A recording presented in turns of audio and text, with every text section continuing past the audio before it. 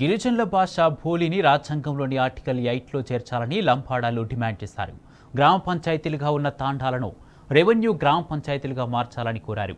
గిరిజనుల ఆరాధ్య దైవం సేవాలాల్ జయంతి రోజున సెలవు మంజూరు చేయాలన్నారు. షాద్నగర్ రైల్వే స్టేషన్ నుంచి సాయిరాజా ఫంక్షన్ హాల్ వరకు ర్యాలీ నిర్వహించారు. లంబాడాల ప్రయోజనాలను కాంగ్రెస్ సర్కారు పట్టించుకోలేదని మండిపడ్డారు.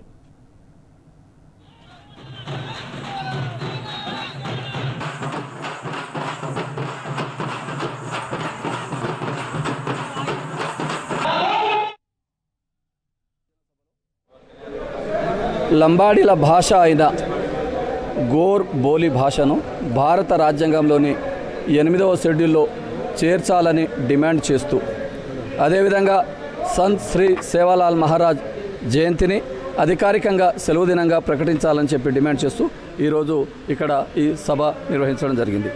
అదే కాకుండా గౌరవ మాజీ ముఖ్యమంత్రి కేసీఆర్ గారు లంబాడి హక్కుల పోరాట సమితి నినాదమైన మా తండాలో మా రాజ్యం, మా తండాలను ప్రత్యేక పంచాయతీ ఏర్పాటు చేయాలని మేము పోరాటం చేస్తుంటే, మా పోరాటాన్ని ఆ రోజు గుర్తించి దాదాపుగా 3146 తండాలను గిరిజన గూడాలను ప్రత్యేక గ్రామ పంచాయతీలు చేయడం జరిగింది. అదేవిధంగా మేము ఎంతమందిమో మాకంత వాటా అనే నినాదంతో మేము పోరాటం చేస్తూ ఉంటే, మేము 6% ఉన్న రిజర్వేషన్లను మా జనాభా దామాష ప్రకారం 10%గా రిజర్వేషన్ పెంచడం జరిగింది. ఇదే కాకుండా మా సేవాలాల్ మహారాజ్ జయంతిని అధికారికంగా ₹1 కోటి ఇచ్చి రాష్ట్ర పండుగగా నిర్వహించడం జరిగింది.